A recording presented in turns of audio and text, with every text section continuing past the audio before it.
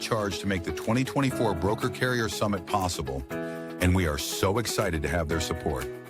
In case you haven't heard, TAFS offers much more than freight factoring. It provides a comprehensive support system for trucking companies of all sizes, specializing in fast and efficient invoice factoring with the ability to pay carriers in as little as 1 hour. And TAFS services go well beyond factoring, offering a fuel card that unlocks major fuel discounts, flexible business loans that are designed to cater to the distinct needs of a carrier's operations, a dedicated, responsive client experience team, and much more.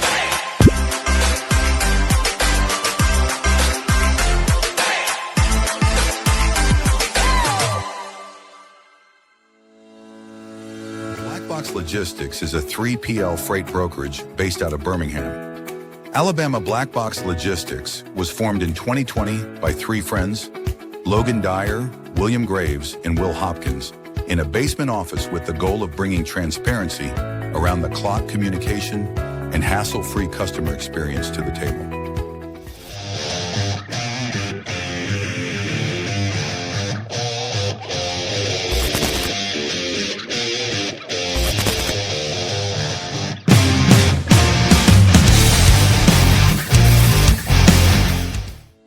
Multi-service fuel card, the industry's first fuel card, was created by an over-the-road truck driver in 1978 to offer a safe, simple, and cost-effective way to handle fuel and trucking expenses.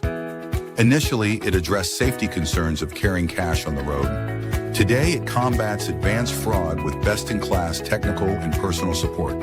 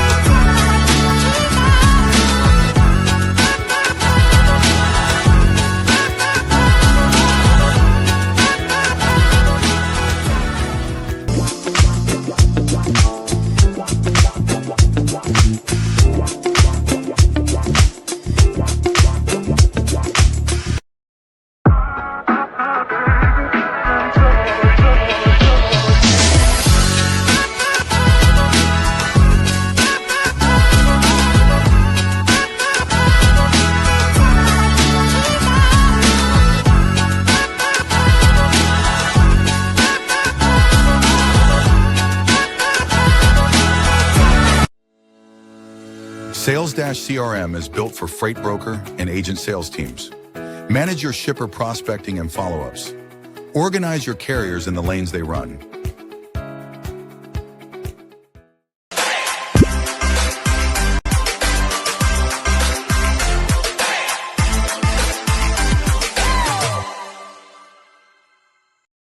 HD Ships is a leading logistics provider specializing in sustainable and tech-driven freight solutions.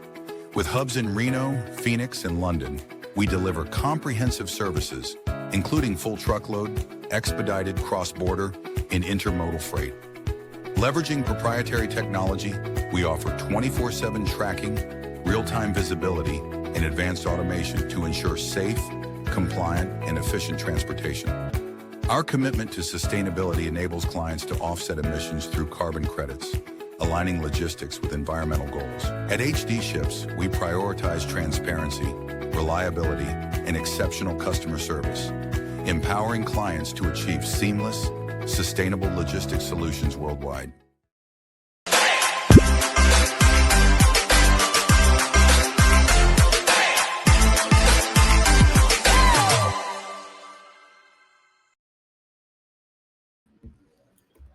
All right, so it will just be me today. Matt is stuck at the immigration office in Bolivia, so we'll have to get him back on next week to fill us in with whatever's going on there. It's a little side quest. Before we get into it, shout out to our sponsors, Sales-CRM, Freight-Centric CRM. Blackbox is a customer.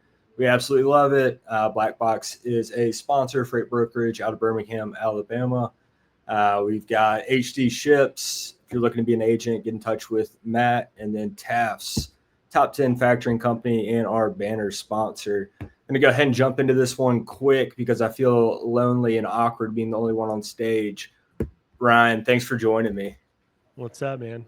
Glad to be here. Not much. Just I think that probably like the immigration office figured out that like this pod can only have 2 dogs.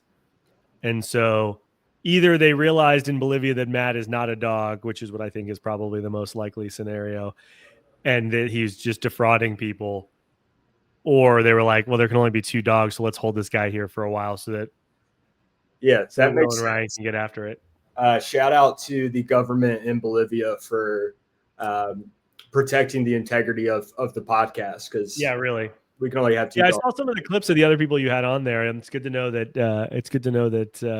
that normally there's not any other dogs on here. Like Cam Ramsdale, definitely not a dog. Certified not a dog.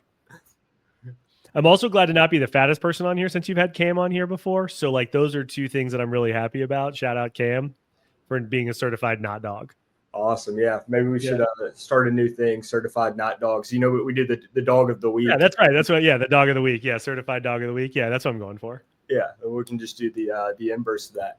Well, also, man, hey, give us a quick rundown for anybody that doesn't know who you are, a little bit about yourself, what you do, how you got into freight, all that good stuff. Sure. I'll try and, I mean, I can't really do anything too briefly. If anybody is, that's why probably the only people who showed up are people who know me and want to talk shit to me in the comments. But I don't really do anything too briefly. I got into the industry a little over 15 years ago through bad luck, which is I think how everyone gets into the industry. I started my career at Echo Global Logistics. That's not the bad part. I had it was the Great Recession, as anybody else might be aware, and I had gone to law school and couldn't get any jobs or what have you. So I just ended up at Echo. Shout out to my boy Ryan Schreiber, who's like over at Circle Logistics, who was a buddy of mine.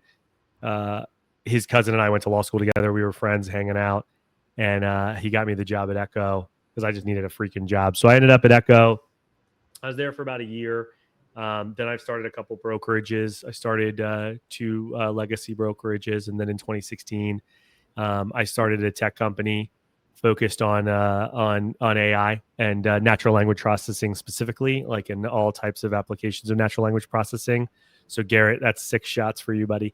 And other types of machine learning and whatnot. And so I've been on this AI journey for about 10 years now. For the last 6 years, I've been doing technology consulting for transportation, logistics, supply chain. So Metafora, my company, works with transportation providers, shippers, private equity firms, freight tech companies, and we provide technology services and consulting. We help people figure out what to do with technology and then help them implement whatever those strategies are. And then I also spend a lot of my own personal free time, to the extent that exists, working with freight tech companies, because it's something I'm passionate about.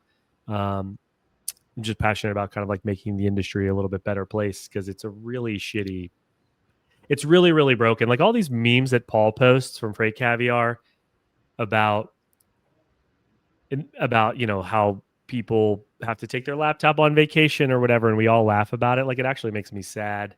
Yeah. And so like I'm just kind of on a mission to make that not suck. To make the industry a little bit about me. Sad. Well, yeah. So you've been doing AI since before doing AI was cool. Well, it was cool back then too. It just wasn't as why. It was funny. Like when we were starting Freight AI, I had 2 co-founders, and kind of the reason the business didn't work is we didn't really get along. And I kind of know them before. Like I was the freight guy and they were more the tech guys, and that was one of the reasons business didn't work. And there's a lot of other reasons. There's a couple of other like more technical reasons the business didn't work that were really good learnings over the last few years. But I remember thinking at the time how AI was a buzzword even then, and how we were talking, people would say AI just like they do now as like a blanket term for a bunch of different things. Chad Olison and I talk about this a lot because Chad is a good friend of mine. He lives here in Austin with me, and not with me. We live in different places, but we both live in Austin.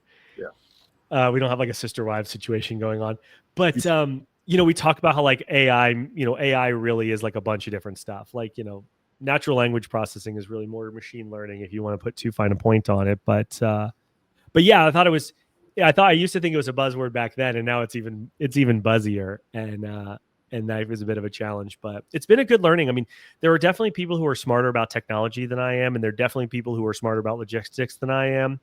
But I definitely have the benefit of having thought about and worked on this for such a long time. And even before I knew that things like natural language processing existed, it really like dovetailed with how I thought about some of the problems that I was facing trying to build and scale the businesses that I started. Or like in the friends that I had in the space, kind of like looking at their businesses and thinking about the challenges they were facing. And like what really the kind of like upper bound limit was to any type of efficiency or effectiveness we could gather from the way we worked. So yeah. So anyway, yeah. I mean, it was still cool back then, but maybe it was less logistics specific back then. Yeah, it's always cool, but more prevalent now. Speaking of AI being used as a blanket term, one that I see quite often, and correct me at any point if I misspeak on anything in this realm. Yeah, I know you will actually. You don't even have to say it. I see auto. So speaking of chat, I see automation being referred to as AI quite often. Two separate things, correct? They are two separate things, but that's kind of like that's like saying you can use AI to do automation. You can use AI to do things that aren't automation, and you can automate without AI. Like it's not a Venn diagram type. They're discrete in the sense that you can use AI to do data insights that don't have to be automation. You can use automation. Chad's is a good example because Chad does part of what Chad does is robotic process automation. You can do robotic process automation without natural language processing, which is part of what Chad does, and is like a branch of AI. And so like RPA, but RPA is in and of its. So this is one of the things that gets a bit complicated for folks, and I certainly respect that too. Like I just happen to have been, again, like working on it for such a long time. RPA has been around for a long time, and it is a manner of speaking artificial intelligence, just like OCR, optical character recognition. Like everyone has experience with OCR in a sense. Like if you've ever taken a picture of a document and had it sort of like upload into the, like take information out of it. Triumph Audit does this as an example. Leverages OCR, optical character recognition. That's been around for a long time, and it's machine vision, right? It's machine vision, and so it is kind of a branch of AI. And so there's these levels, sort of, if you will, that we build on top of it. So something like what Chad does is layer natural language processing on top of robotic process automation, RPA.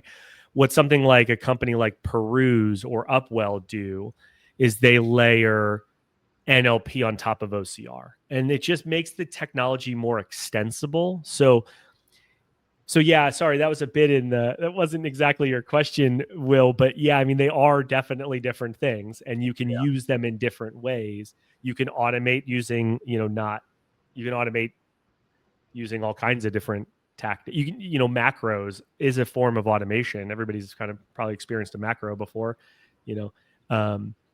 and so maybe they haven't. I don't know. Maybe I'm too old for that, but anyway. So yeah, does that answer? I think that answers your question. Yeah. No, that makes sense, and I actually I appreciate the long-winded answers because it is a complex topic, right? So it seems most of my questions probably won't be yes or no. At least to me, maybe when I'm asking the question before your answer, I'm thinking it's pretty straightforward. Then you get into it, and it's just, man, there are so many layers and nuances to all this stuff.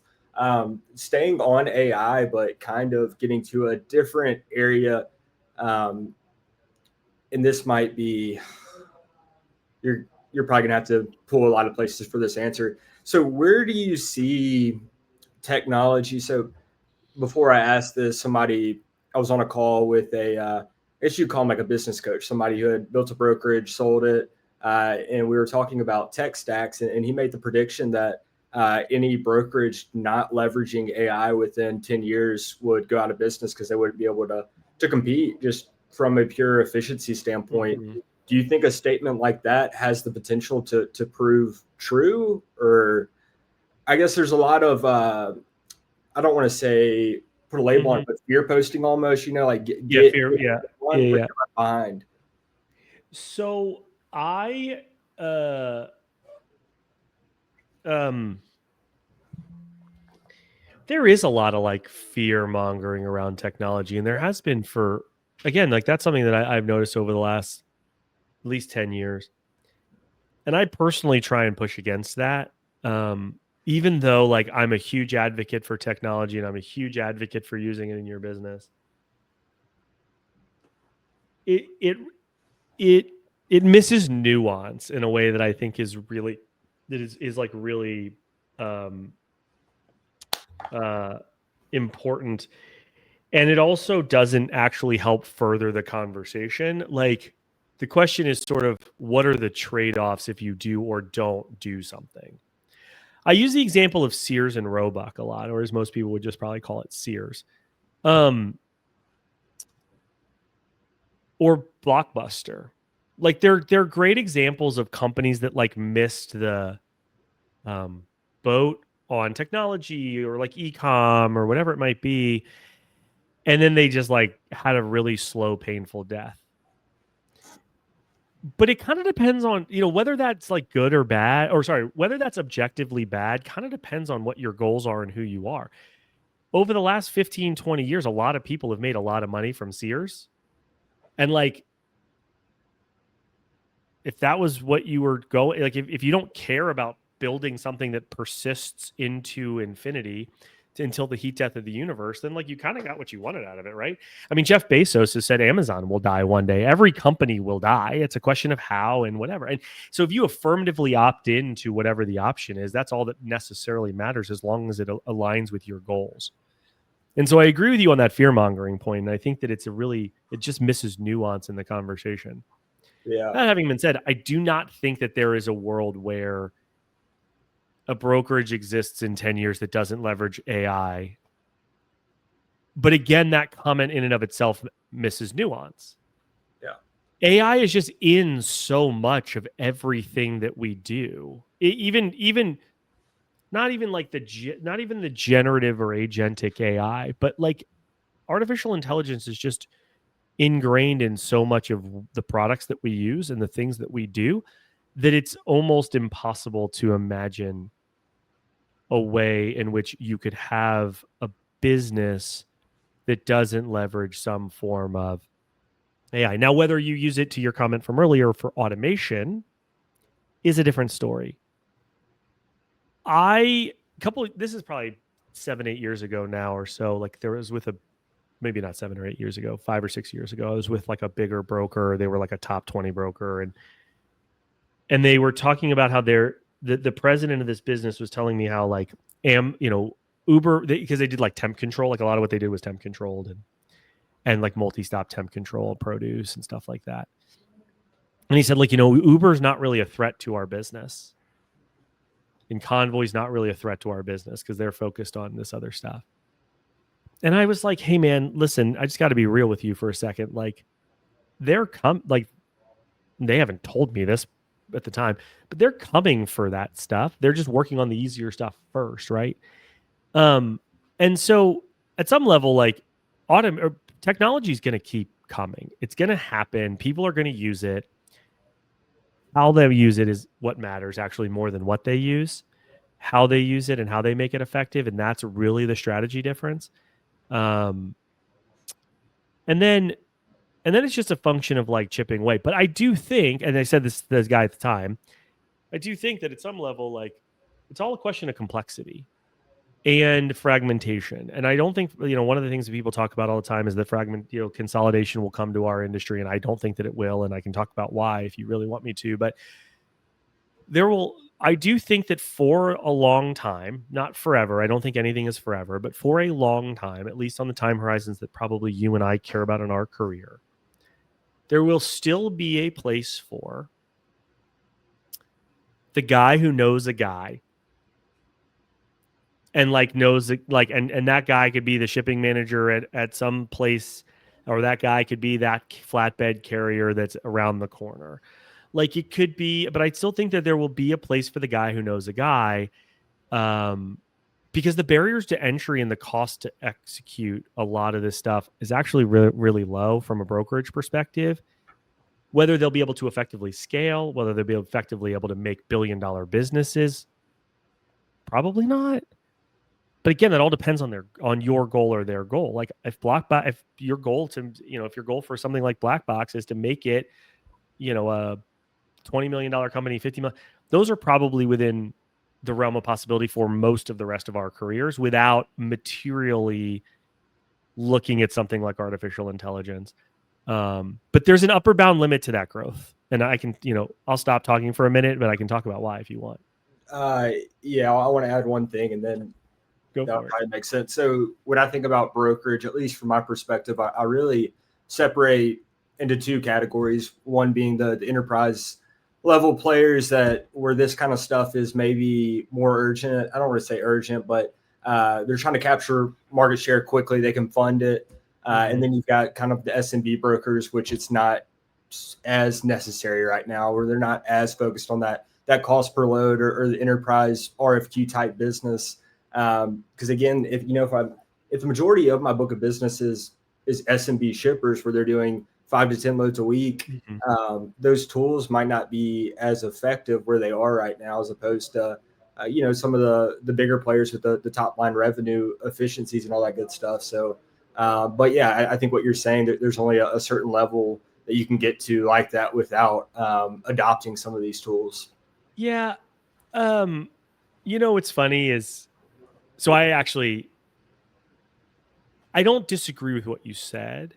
I see it differently because it's all about this. It's all about how and why and where you deploy them. And there's actually ways in which I actually think it's more important to have them as a smaller business. I work with a lot of really large companies. Most of the companies that Metafora works with are $750 million plus revenue businesses, in the brokerage and carrier space. And they're not as buttoned up as maybe I think most people think, especially from like a alignment of technology and resources perspective. But Will, like, I actually think that it can be more valuable to a smaller company because it's what I call broker math, right? So if you look at your P&L, are you familiar with what an operating ratio is? Mm-hmm. Okay, great. So for anybody who's not familiar with operating ratio is how much of $1 of revenue do you need to spend to make that dollar? So an operating ratio is if I collect $1 in revenue, I spent X amount of that dollar to make it. Most brokers that are trying to scale or that are at scale operate around a 95 OR. And it can be it can be lower, it can be higher, but 95 to 97 is pretty typical. That means for every $1 in revenue you generate, you only are left over with 3 cents to continue to invest in your business. 3 to 5 cents. So any lever that you have to increase or decrease your operating ratio, I guess, right? The lower the number, the better. The more elasticity that gives you. So it can be price elasticity. It can be meaning you can charge your customers less and still win the business profitably.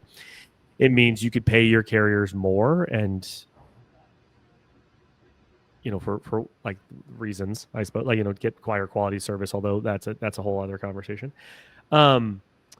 You could pay your people more, get better people. You can invest in training. You can invest in other technology tools. You could hire another group of people. So I actually think that they add more value potentially for smaller businesses. And you said, okay, well, my shippers only have 3 to 5 loads a week or what have you. Yeah, but the variance in those shipments is greater, in which case, like, opportunity for, like, that's what generative AI and like large language models and are really good at, is taking disparate and different scenarios and somewhat normalizing them for process or what have you, or learnings or whatever you might call it. So I don't know, man. I would say in some level, man, like it could be more valuable for a business like yours. Now, Yeah. the important thing is don't do it just to do it. Like, you've got to do it. There's got to be a reason to do it, and you have to have a strategy. Like I said, it was saying in, like, the exposition I was giving earlier, what matters is the strategy behind what you're using, not necessarily what you're using. Because if you use it for the wrong thing or in the wrong way, or maybe wrong is the incorrect term, if you use it without purpose or intentionality, you're not going to get value out of it. Yeah. It's like Sales Dash is a great CRM, right? Like, Sales Dash is a really good CRM. Like, right? We both agree about that. Mm-hmm. But if you don't think about how you're going to use a CRM in your business, you don't set it up to be used appropriately, you don't train people on it, you don't think about sales process when you're doing the implementation, or you don't train your people on sales process and you just expect Sales Dash to take care of all of it, Sales Dash is going to be a waste of time and money, just as much as Salesforce would have, just as much as HubSpot would have, right?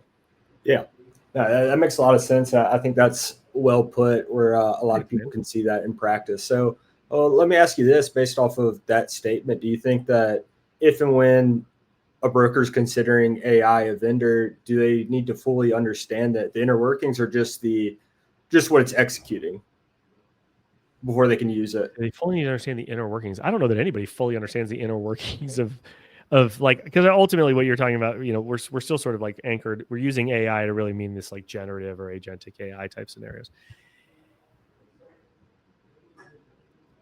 The most important, in my experience, and what I've seen at Metafora, what we see at Metafora, is the most important thing is knowing yourself. Like, know your business. Know your business with the utmost care and detail, the most nuance you possibly can. That's definitely the most important thing. So break down generative versus agentic AI. Keep saying those. But what's the difference? Biggest difference, rather?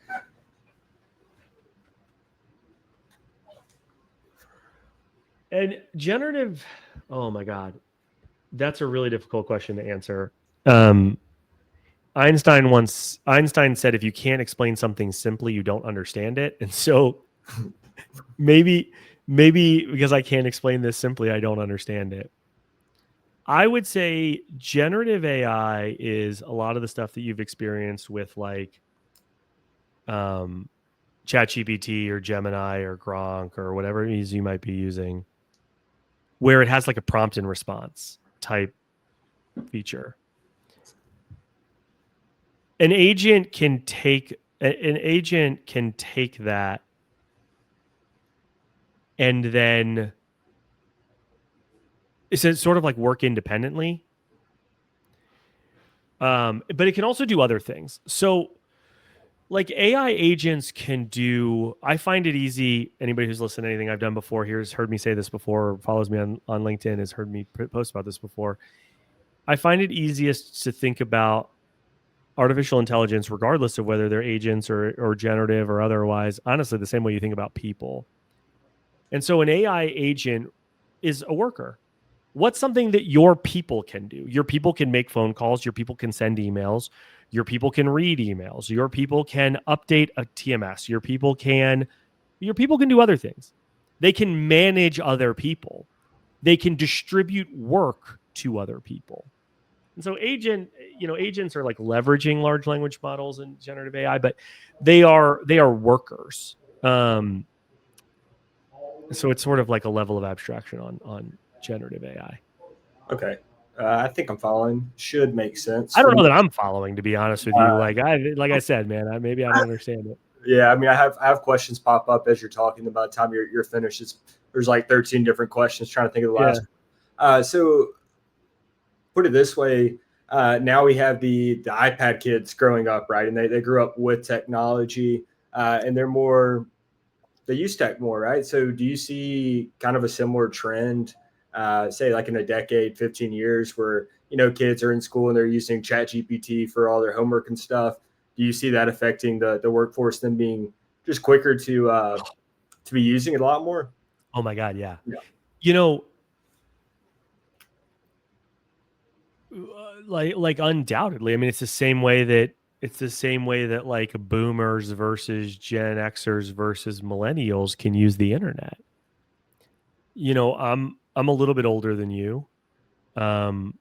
There was a time in my life where I didn't have a computer and I didn't have the internet. And I also had consciousness. There was a time in my life where like I had to go to when I started college, not everyone had a computer. By the time I started law school, everybody had to have a laptop. Like it was required. You had to have a laptop. And so, there's an interesting maturation that happened, I think, with people who are like my age, plus or minus 2 or 3 years. And because there's a comfort, but there's also there's also like a level of understanding of the abstraction that is technology. So, but yeah, I mean, the creative. I was talking about Cam. I was just talking shit about Cam as we were getting started, Cam Ramsdale, and so he and I were together about 6 months ago, and we're both very creative when it comes to thinking about these problems. It's part of the reason we became friends. Or really, I'm his friend, but he's not mine. I don't, it's like I'm kind of too good to be friends with him, but he doesn't have very many of them. So, yeah, I kind of feel bad for the guy. I spend time with him and hang out with him. But anyway, so, I give him all his good ideas too when it comes to, like, he owes his whole career to me, if you were being honest. But so he and I were talking about this, and we were looking at, he was showing me a mock-up of something that he was doing. And I was like, hey man, that's great and all, but like, why are these fields here? Think about it in the context of like the new technology we have. Why do we even have that field anymore? That field is actually useless in the context of where technology is today. And then like that conversation kind of evolved to the fact that like even me and him, who are kind of more forward thinking in how we can apply these things, we still have 15, 20 years of experience in our career. And like, there's only so much you can do to kind of flush that from your mind, right?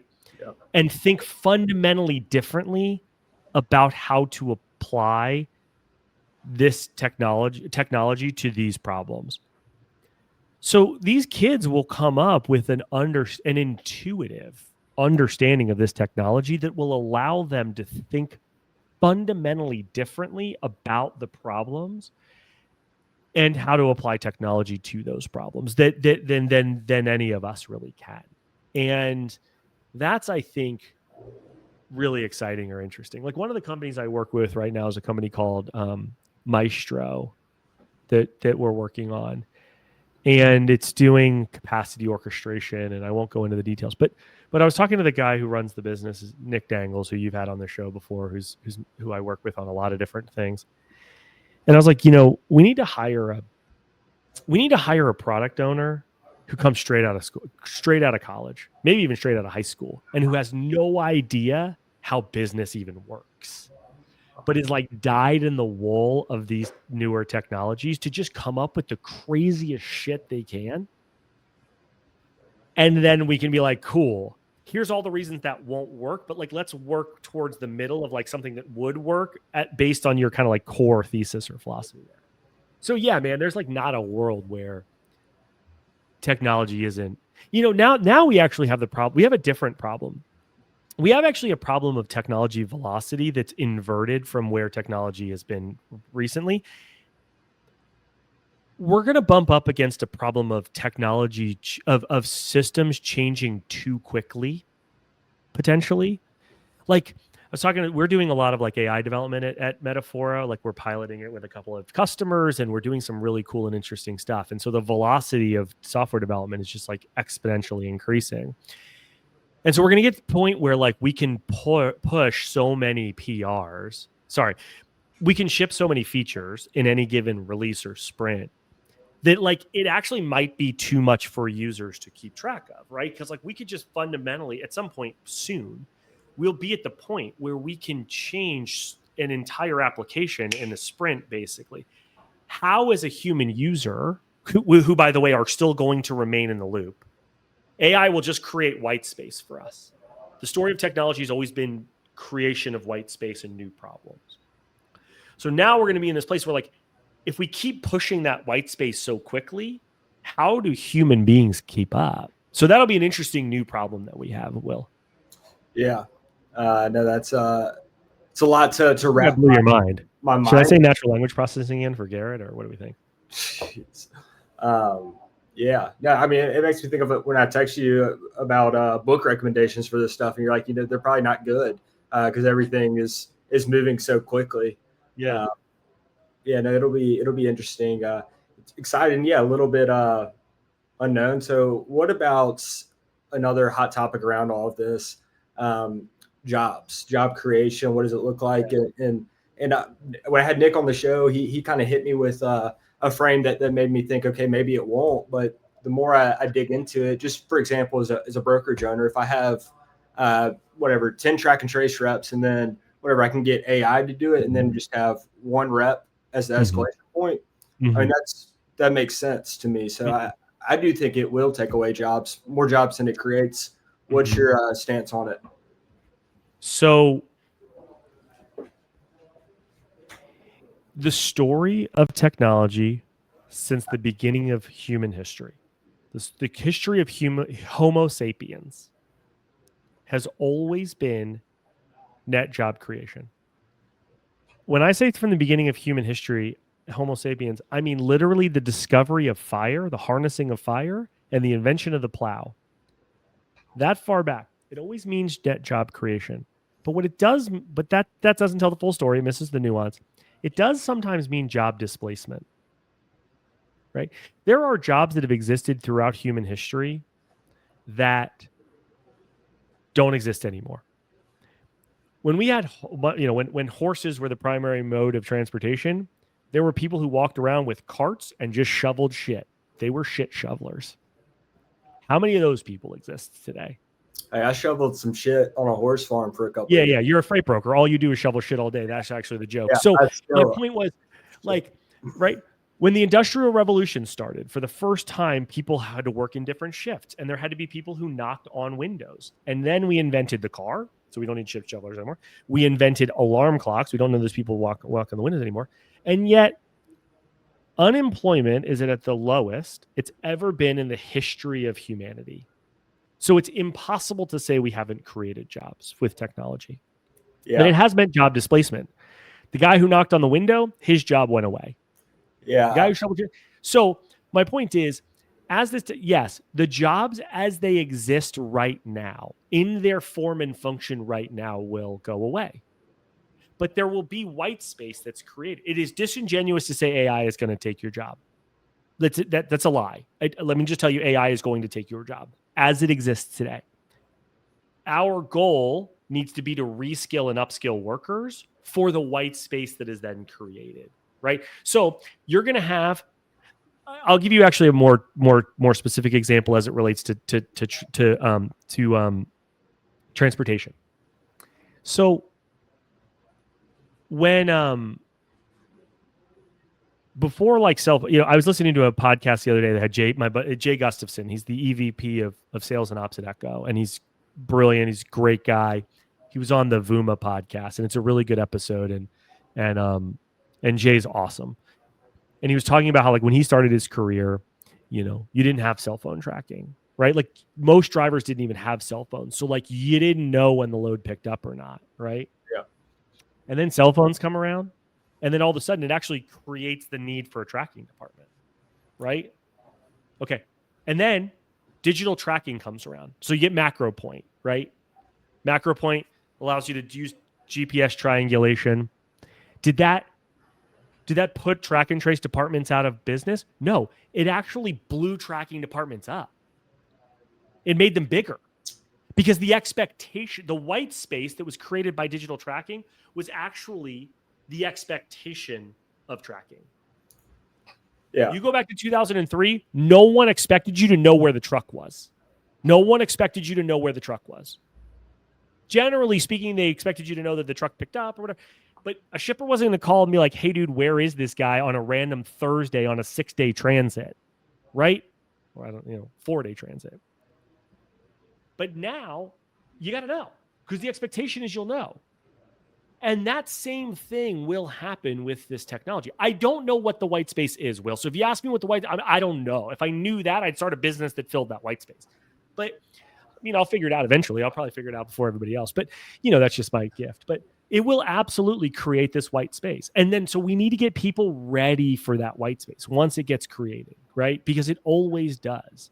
When you make something more efficient, like we see this across technology, like with humans in consumption. When you make something more efficient, humans actually use more of that thing. Like raw materials is the same way. When people are better and more, like the more that we've made crude oil more efficiently refined and gasoline engines more efficient and diesel engines more efficient, we use more of that shit, actually. Yeah, I mean, it makes sense intellectually when you explain it. I think it's counterintuitive. The knee-jerk reaction is AI is taking jobs. When you break it down, it does make sense. And then I don't know how much you know about population. I don't know a whole hell of a lot about it, but I have heard that population is a concern in the future, that we're not reproducing quick enough. And I wonder if this is kind of a good thing, right? If tech gets to a point where it's, hey, we don't really need all those people that we thought that we did need. I don't know. I have a lot of. That's going to go down a rabbit hole. So demography is something that I'm a person, I can find anything really fascinating. So I'll do these, like I'll meet somebody who's like an expert on something. And so one of my wife's best friends is actually a demographer. He has a PhD in that.